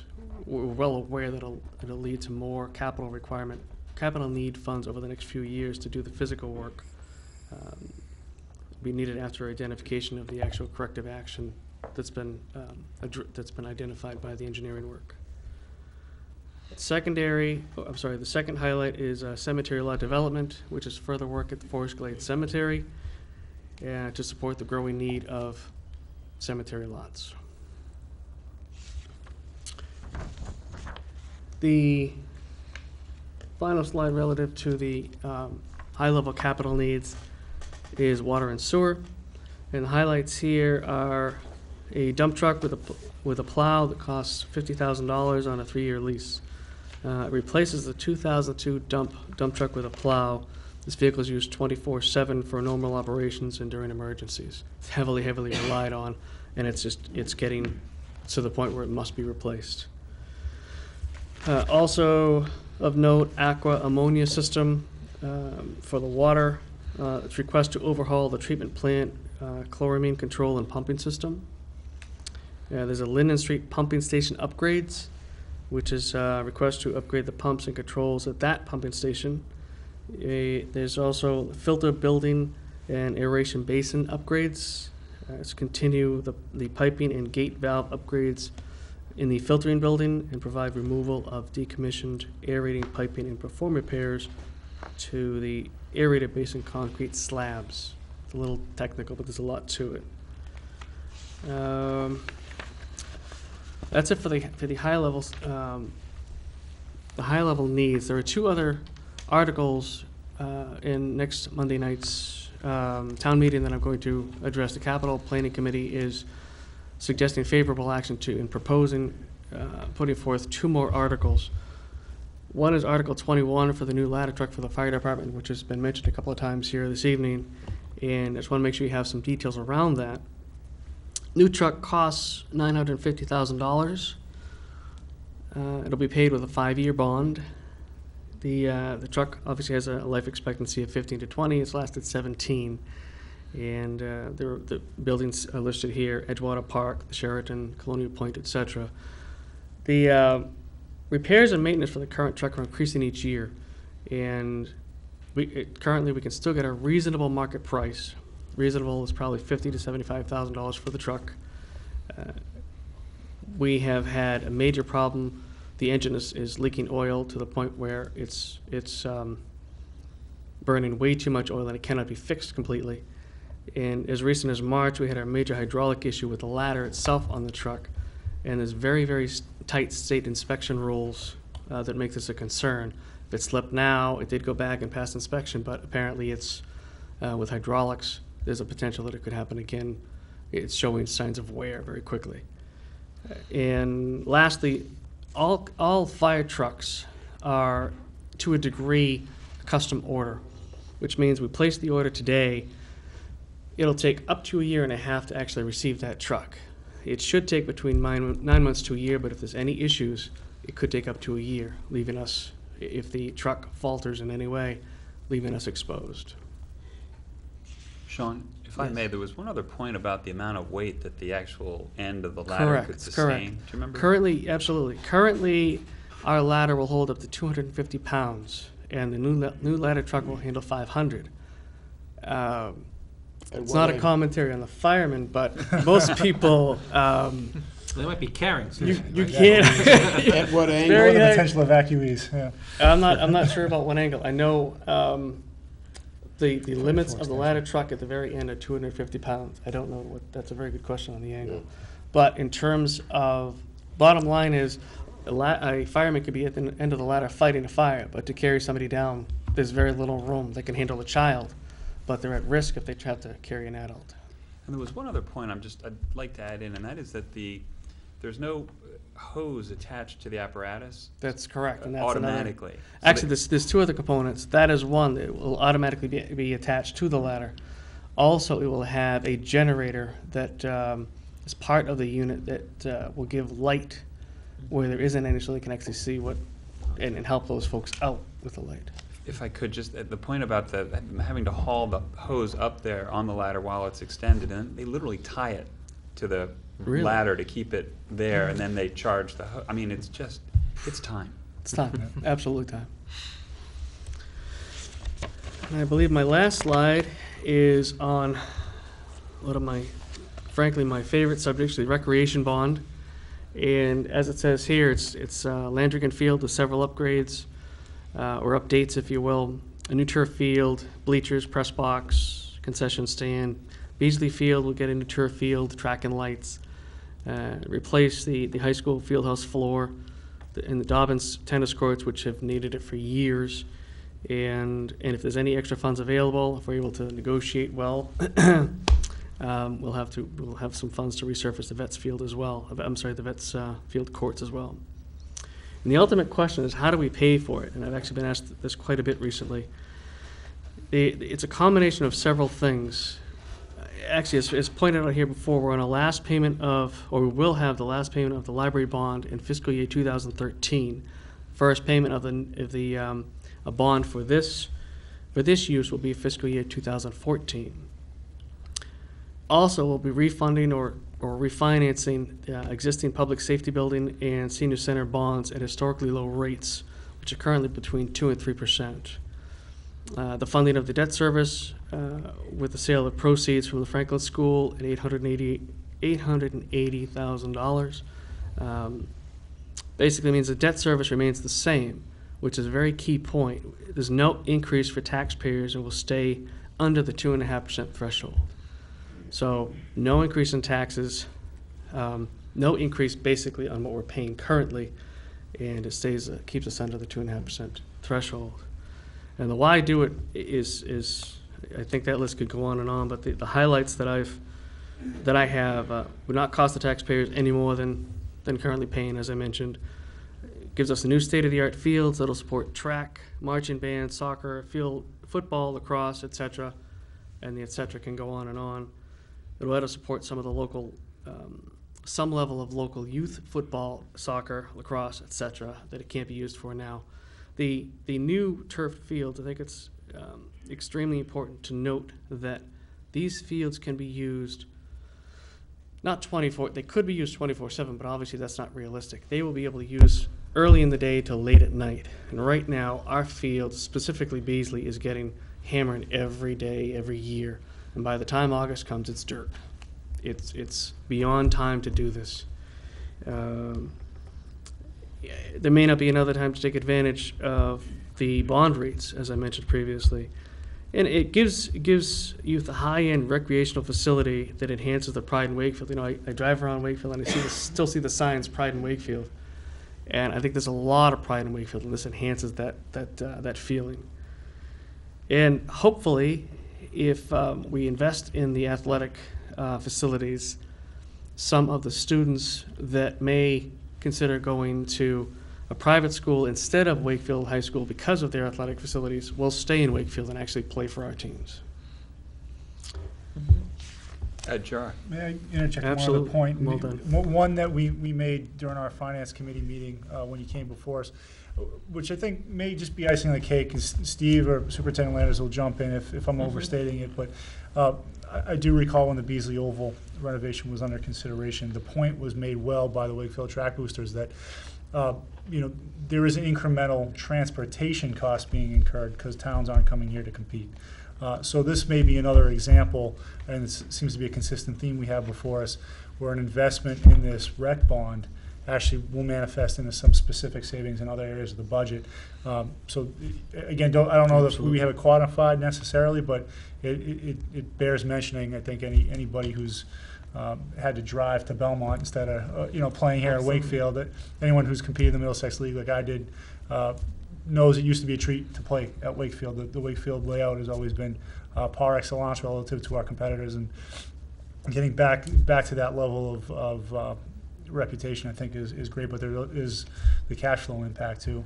So I don't know if my panelists would want to weigh in any more, but I certainly want to go on record making that observation. I was going to add one more thing, which is, when those students don't go to other schools, that aids us with Chapter 70 funding for the Absolutely. schools. And even if it's 2 or 3 students who decide to stay, it makes a big difference. Every little bit. It's overtime. It's the right Yeah. time. I think another thing to add in on this, and the way this program will work, and Sean put it all out, we are also going to refinance some of our current bonds on the public safety building and the senior center. That'll save us about $400,000 over the life of those bonds. Other bonds are coming down. Library's coming off, but other bonds are coming down over time. So the Woodville, the Doll Bear, they're coming down. Our payments are actually going down over time on them. You throw in the Franklin School money and the way the bond service is set up, and if we keep that $2.8 million a year, $1 million coming off the top, we talked about $1.8 million at town meeting. In the end of this cycle, we're gonna have $10+ million, makes Phil very happy, for the next project, which was really the intention of what the debt service was all along. And unfortunately, we had to put other things in there and get them going, but I think that's kind of a self-sustaining thing, and then maybe we're gonna be doing something else in 10 years. I think it's the best setting, Gerard said, it's the best setting in the Middlesex League. We just don't have the best field, so hopefully we'll get both. Sean, was there anything else you wanted to add? I'm set. All right, thank you very much. Okay, at this point, I'd like to turn it over to Steve. I'll try to wrap things up and talk about where we've been, where we're going, and Are your slides in here? Or my slides are in there. Yeah, they should be. There we go. I'm getting the hang of this. There you go. Next one. Where are we right now? We talked about a lot of these numbers in the beginning, and we take all this into account when we do put together what is basically a $70 million budget for the town when you run in the operation and the water and sewer accounts, and it's more when you put in some of these articles. But currently, our stabilization fund is about $1.72 million. After this town meeting, and I think that we will get the 2/3 vote necessary to put money into stabilization, will be about 2.2. A little bit better, not really where we'd like a little bit higher, but we're going in the right direction. And we've been very consistent, even putting 50 grand in a year to get into that mindset, even during tough times, pay yourself first, sort of thing. Free cash, at the end of the last fiscal year, the state certifies what our free cash amount is, and it was at $2.265 million.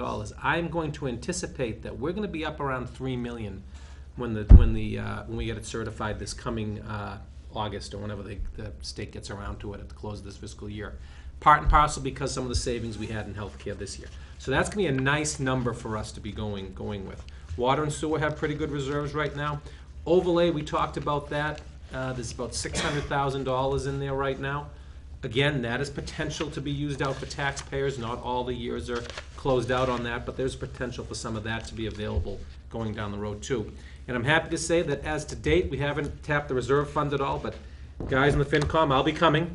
Believe me, I'll be coming in, We'll be waiting. in June, yeah. I hate that meeting. Quick note here. Yes. I think it deserves repeating that when we talk about reserve funds like the stabilization funds, these are non-recurring funds. We cannot use Right. this money for salaries and Right. personnel because you can't sustain it year after year after year. Right, the stabilization is really your rainy day account. That's right. It's our crisis account. Joan and I get the letter in October that, guess what? The state was gonna give you this money and they decided they had trouble and you're getting less. Even though you signed all your contracts based on that. So that's what that's for, or worse. So how do we set up our budget for this year? We basically review every line in the budget. We look at every expenditure. We look for efficiency. We look for savings. My favorite things, regionalization and consolidation. We're regionalizing almost everything we can right now, and you're gonna see more of that. Things like, I'll go out on a limb, I'll say dispatch. Wakefield is involved in a group with a number of towns about having a regional dispatch service through the sheriff's office. That's something that will save us money down the road. The rest of the country does a regional dispatch. We should do it too. We also look at, and in this budget, we really looked at items that were chronically underfunded. I call that corrections. There were a number of budgets that we were always coming to the FinComm for reserve fund transfer on. Let's do it, let's get a little bit more where we should be. We're doing that in the snow and ice budget, moving that up, and among some others. So we talked about our budget priorities, and I gotta say, a big part of it was reserves. The Board of Selectmen was very interested in making sure we had those reserves, and we're lucky enough that we are able to do that this year, both in stabilization and free cash. You know, what number is that? Is it 10% of our operating budgets they both should be? Is it 8%? We have a policy that we've looked at, and we're in that ballpark. Years ago, we weren't. OPEB, which is Dan's favorite subject, I think. We're actually funding it, and funding it in a meaningful way. And I have to say that I have a lot of discussions with area town managers and mayors. We talk a lot on these things. And a lot of them are kicking the can way down the road. There are a few that are more progressive that are actually doing this. But a lot of our neighbors are, Steve, I'm not even gonna talk about that until I fund our pension fund.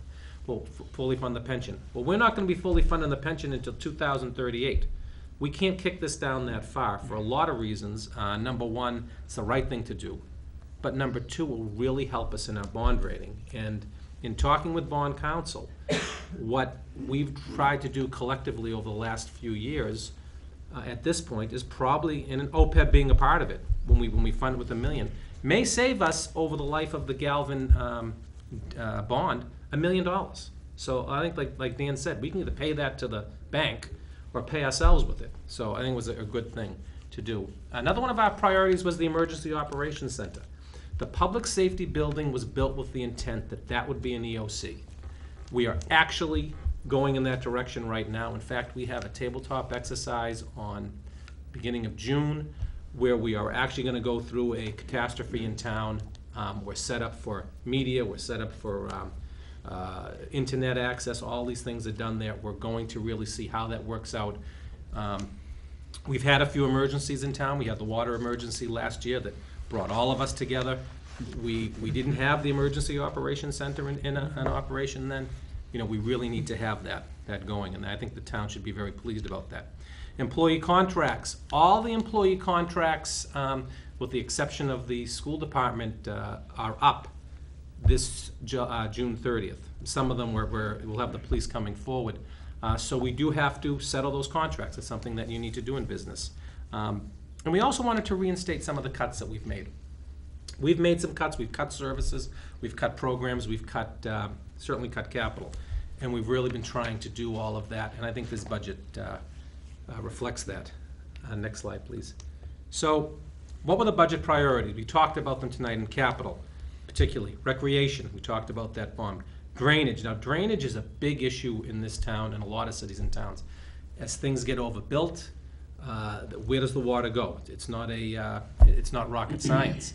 Part of Wakefield's problem is that we are landlocked. We cannot get easily to the sea. We have to either go through our neighbors to the south or to the east or to the west. A lot of it goes through Saugus and ultimately through Lynn. And there's a problem going under Route 1. That does back up that whole Mill River. We are putting, I think, $100,000 into that this year to look at those issues. We also have another article for a townwide drainage study. We do need to do something, and that's something we've been in contact with Donald Long about, in particular our state rep in that area. We have to take care of that. It's my understanding that that's a federal program and they don't play around. Yeah, If well, you don't do what they say, they just fine you. that's NEPTES. That's a little different. Well, isn't this No, part no, of this is Nepenthes? actually our, helping out our neighbors from flooding. It's a little bit Okay. different. All right. NEPTES doesn't play around, and we have money for that too. You are absolutely right. IT, we are putting much more into the IT budget in the part of personnel and the part of computer programs, computer replacement in particular. We should be where we are replacing a third of them every year. The library has done a great job every year replacing their computers. We don't have any problems over there because of that. We're going into that program on other town departments. We just put about $280,000 into, we will vote to put $280,000, we're gonna need you there for that one, into the school department. I've already put it in there. Work's already been done. So we do need to do that. It was neglected for, out of nobody's fault, for a decade because of what was happening. HVAC, we are attacking those HVAC issues little by little, part of air quality and a part of the savings and what have you. Public safety apparatus, we talked about that. Roads and sidewalks, we are actually going to be having a sidewalk article this year, and we are putting more in roads. And roads is another issue, another interesting one, where Chapter 90 money from the state has been flat or declining over the last few years, and that's what we use for public roadways, while the cost of personnel has certainly gone up, but has the supplies. Think about what used to bituminous concrete and what have you for the roadways, mainly oil prices going up. You're not getting the same bang for the buck that you did a few years ago. So that's an issue we've been looking at. And that's something that we do need help from our state on to release that money and get it back to us. Increased services, and I am thrilled that we're going to bring back the fire prevention officer, and I have to thank the fire chief. He did double duty during a tough time, but this is something that is the right thing to do, and it's necessary, and as we have more restaurants, more building in town, we do need to have this. This is not just someone who gives out smoke detector certificates. This is somebody that makes sure that we're safer because policies and procedures are following, plans are done in their sprinklers or what have you. We put some money more into DPW, and we talked a lot about maintaining our capital assets. And we are adding a staff position, kind of a working foreman, working plumbing foreman position, which will really help in a lot of the issues in all our town buildings. And we won't have to sub out. We do a lot of subbing out, and you get, it costs us, I think, more money in this case because we're so far behind.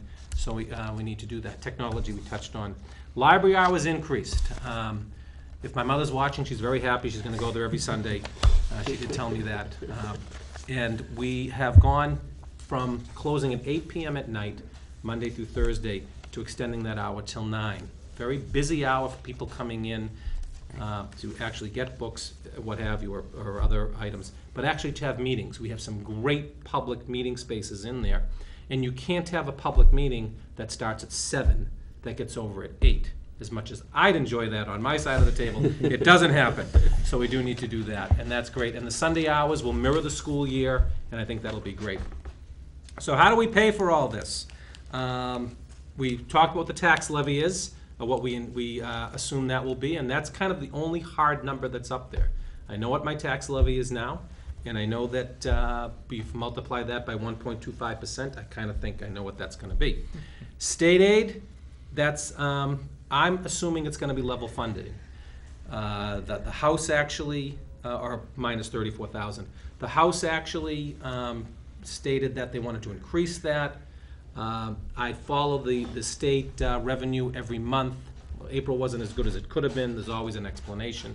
They fell a little bit off track there by about $93 million. So I'm very comfortable saying that it's going to be, and if we get any level funded, we get any more, it's gravy. SBA, that's what we're getting paid for on our 2 current school projects, meaning the Woodville and the Dahlberg School. We know that's coming in. That's in a separate account that comes in almost like clockwork.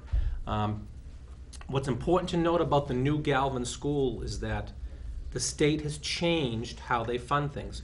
No longer will a town go out for the entire bond and then pay for it, you know, getting money from the state every year. State actually gives you the money up front. So the town will go out for a bond that is less and cover that, and the state will kind of pay as we do the construction. Saves us in interest costs and what have you in the long run. I think it's great. Local receipts, and we talked a little bit about this.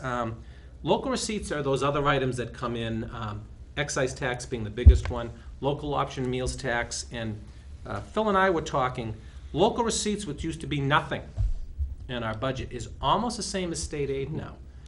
I guess what that means is that we're on our own, and I've been saying that for a number of years, and I don't know how we parlay that later on, but I think we are on our own, and we. And what is great about being on your own is that when you think about the town of Wakefield, and if you want to say 10% of our budget is made up of state aid, when the state cuts 10%, well, 10% of 10% of your budget isn't as bad as if you're a city like, what, say Fall River, which probably 50-60%. Steve, if I may, I had a meeting with a friend of yours, Jeff Nutting, at the town of Franklin this week. Great guy. Yeah, and Franklin has a budget of roughly $90 million, of which 34 million was state aid. So a third. A third. So they had a big increase because they had a big increase in number of students in the schools. It doubled from 3,000 to 6,000 over a short period of time. They were informed a year ago that they're taking 3.8 million out of the $30 million state aid cut. So they had to lop off, 4% of their 5% of their budget because of cuts in state aid. We're not in that position. No. It was very, very difficult for Jeff to try to balance his budget with that kind of a cut in state aid. So in effect, being on our own does have a silver lining. It does, no. It didn't kill us, it made us stronger. The thing I would fear most is when the state becomes 30-40% of your budget or 50% of the budget, they say jump and you stand up, salute, and say how high. And Right. we don't want to get there in Wakefield. That's true. Yeah, I agree. Another thing I'll do I'm sorry, Gerard. Steve, I just pose a question that I've received both from Wakefield neighbors and sort of water cooler talk at the offices. We had a very light snowfall winter. And there is some interest in understanding the nuances around that. I know it's not the biggest number in the world, but could you go into a little detail as where the savings kind of manifest? Sure. We actually budget for snow and ice about $500,000 a year. In fact, if you go forward a couple of slides, and then if you can go back after that, we can do that, but maybe not. Doesn't matter. Keep it there. We budget about $500,000 a year for snow and ice removal. If we go over that amount, we actually push that overage into the next fiscal year, and it kind of hurts us next year because we don't have that money to spend on programs. Last year, I think we pushed about $680,000 into this year's budget we're in now that we had to cover. None of that, unless we have a lot of snow between now and the end, will happen. So that will help us in next year's budget. But in this year's budget, we did have some snow and some other related emergencies during the year. I think the last time I looked, we had probably spent around $200,000+ of that budget. What we have used a part of it for is to upgrade some of our blades and tractors and treads and things like that. Maybe buy salt ahead of time while it's cheaper and things like that. So we will use some of that. But anything that we don't use will flow back into the general fund at the end of the year and help our free cash. So I think that the best thing is that next year we're not carrying that close to $750,000 that kind of hurts everything else. So when you add that, well, that was a great budget savings too, going to next year. Kind of was like the perfect storm in reverse, no pun intended. So I want to talk a little about the GIC effect. Going back? We talked about, go back one. Yep. Basically, that is gonna save us about $2 million, including what we put into OPEB. What happened with the GIC effect is that we did not get a huge increase like we have been getting. I think the increase was about 0.2, 0.4%, something like that.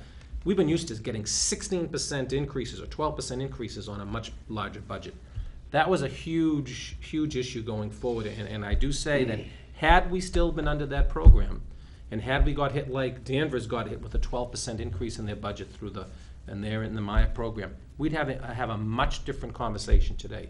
So that was a big part of this, and I think that we all would agree we'd much rather spend it on some of these programs than that. I think I certainly would agree. This has all been nice peaches and cream, but is this a hiccup? Are we going to see premiums start to rise again at a super rate? The one fear is that as more, and I don't know if this will come out, if as more people get into the GIC and more cities and towns get in, are more people getting into the GIC that are sicker and creates their, I mean, I don't know, I think actuarially we'll have to look at that and see. Normally a bigger buying group is better in insurance, Yes. but I think But it it remains seems to to be me seen. that what we did is we were going up at a very steep Yeah. rate, and now we went down. Are we gonna start to climb up at that same rate, or is the rate change? Yeah, If I may, what's happening on the healthcare front is really going to be driven by the Supreme Court decision. Okay. When they decide whether or not the healthcare reforms are going to stay or go, is going to have a huge impact on where the rates are going to go.